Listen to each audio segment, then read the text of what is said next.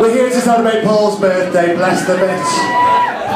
And you know, he sent me, I said happy birthday this morning, he said, do you know you've known me half my life? But I've known Queen Victoria half her fucking life, love, and it's 15 years when you used to come into G-Bar, love, when you were thin. Fuck off, I've lost weight, don't me, I'm alright. And you had a nice arse. And you had quite a nice mouth. And then you started doing drag. And you had a horrible mouth. And a vile arse. But you know, you've been one of the G-Bar's fabulous customers, and we do love you so much. Primarily, I can't stick the bitch, to be honest. So there you go. Ladies and gentlemen, Mr. Paul Culshaw.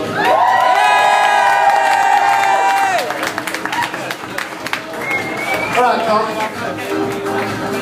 Bless you.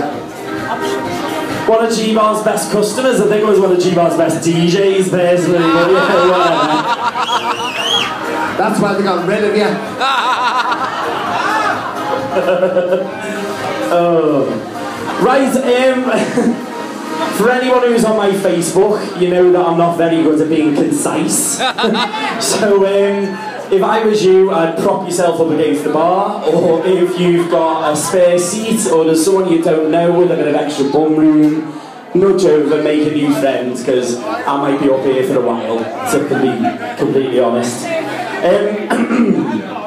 First of all, thank you everyone for coming. At 4:30 today, I was nearly sick in the toilet because I had that many text messages saying that people couldn't come for good reasons and mediocre reasons and rubbish reasons, and the dog had eaten their homework, and I thought that it was only going to be about 40 people here, but there's at least 55, so thank you.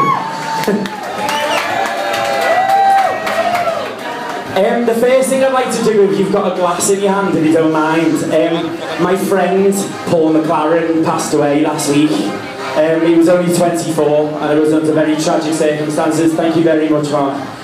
So I'd just like to have it, he was known as Gail, everybody knew him as Gail. So on the Liverpool scene, I'd just like to dedicate tonight to Gail. To Gail, thank you.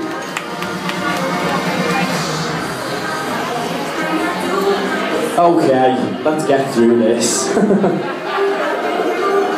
Can I have my mother and my sister up here, please? Yay!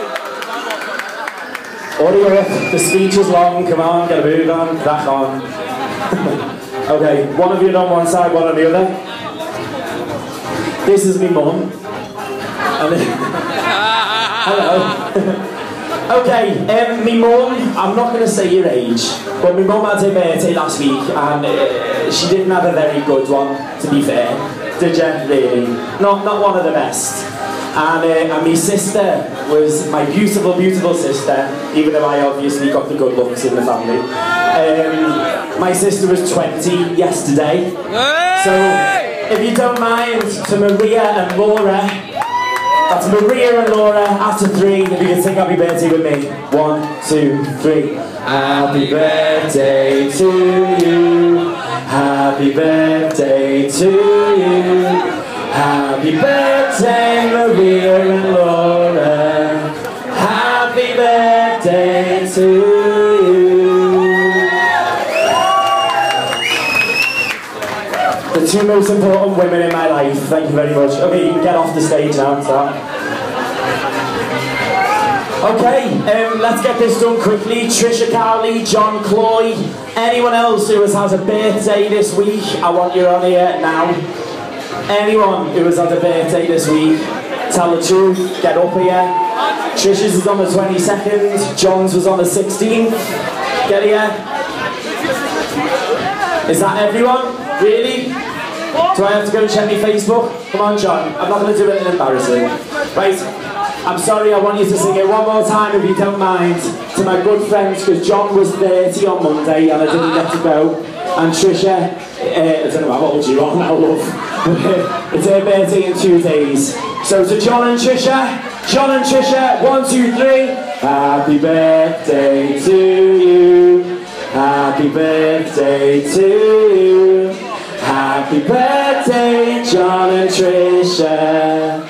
Happy birthday to you. Happy birthday.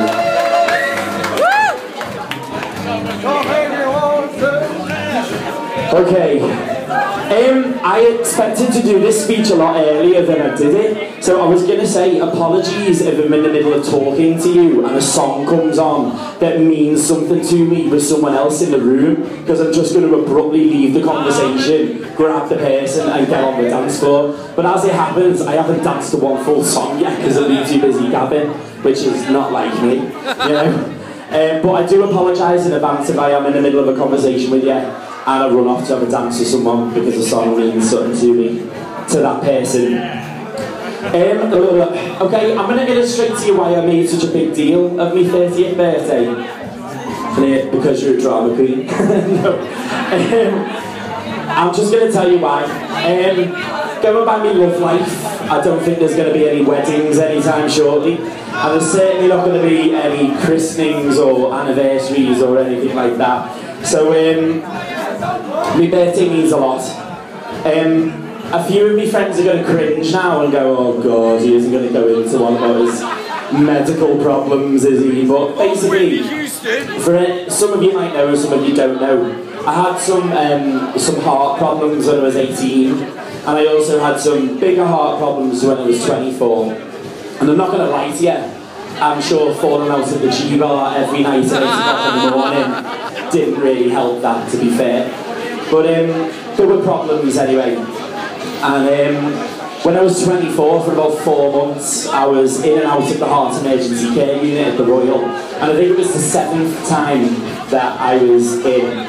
And the doctor said to me, we're going to be dead honest with you, Paul, we don't know what's up with your heart. We'll probably never find out why.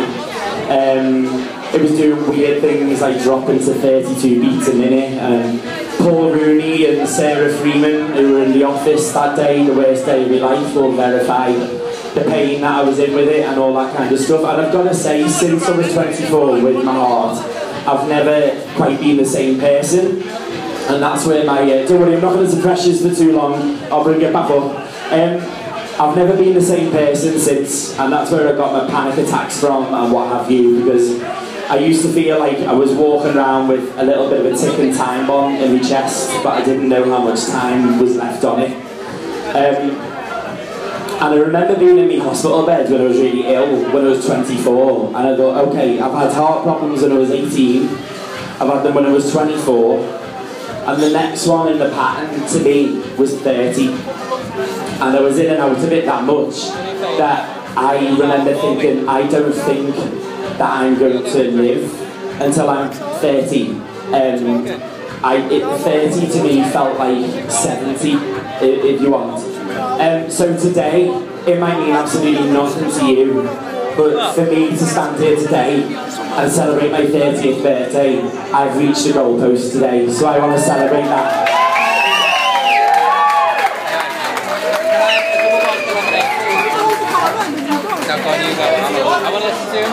And that's why I tell my friends, and sometimes people think I'm not sincere, that's why I tell my friends all the time that I love them, because I take each day as it comes. So if I've told you that I love you, I flipping mean it, end of story. Especially if you've got a Jack Daniels in your hand. And I also wanted to say, I've always been a little bit of a loner. I remember a school teacher ringing me mum when I was in primary school and saying, there's a bit of a problem with your son. He spends lunchtime not playing with the other boys and girls, but he just walks around the perimeter of the playground. And I have always been a loner. And then I started working in G-bar, and I felt for the first time in my life what it felt like to be popular. And then in my late 20s, everybody has babies and boyfriends and they drift off. And I'm not going to lie to you, sometimes in my late 20s, I have felt a little bit lonely. And then I look at things tonight, and I look at all your faces, and I think, why could I ever feel lonely? Because I'm just surrounded by faces of love, and I can pretty much pick every single person in this room and within 5 seconds think of a memory about you that makes me laugh. And tonight you have made me feel extremely, extremely loved. So thank you, despite turning up. It means an awful lot to me. I'm coming to the end, I promise. So, what have I learned from my 20s that I'm going to take into my 30s? To stay at the party the longest doesn't mean you're the hardest. Really? It's nice to be nice, but be no one's doormat. Always push back. That life is a race against yourself, and sometimes you're ahead, and sometimes you need to catch up. I definitely need to catch up, because I spent too much of my 20s falling out of the G-bar off my face. And I admit that. That I'm probably not going to be a pop star. That was the hardest thing to learn. I tried. There's some people are destined to be single, and if you are, that's okay, and that it's okay to be different. And I've also spent most of my 20s trying to be comfortable and settle in my own skin. Life is too short for low self-esteem. You have enough people trying to bring you down on a day-to-day basis than doing it to yourself in a mirror. No one looks quite like me. And I'm going to embrace that from now on. And no one does things quite the way I do them, thank God. So I look forward to settling down from the wild child party person that I was. And to be fair, I've been useless at it for the past few years anyway. I've been clinging on to an old reputation. I'm actually a lightweight nowadays. But health and fitness are much more important to me now. And to stress and worry less. And that's what I've learned, and that's what I'm going to take into my 30s. And absolutely none of that wisdom applies to my behaviour tonight. Swear down, I really am nearly finished. Thank you so much for listening to me. And just a couple of thank yous. Thank you to the staff at Monique's for throwing this party. I really, really appreciate it. Thank you to the one and only Lavinia.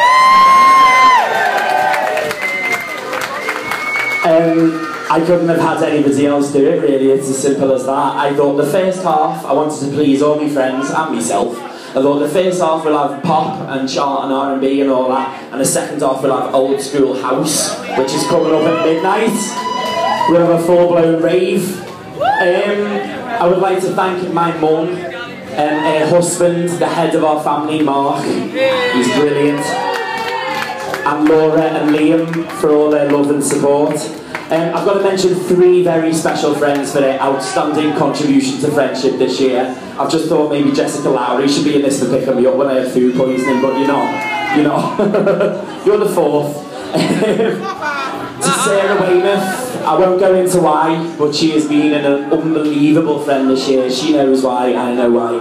Thank you, I owe you the world. To Karen Austin, absolutely amazing. And my little partner in crime, the itch in my knickers, Emma Bowie. I couldn't do it without you, really. And the last thank you is, I've said this already, I feel really loved tonight.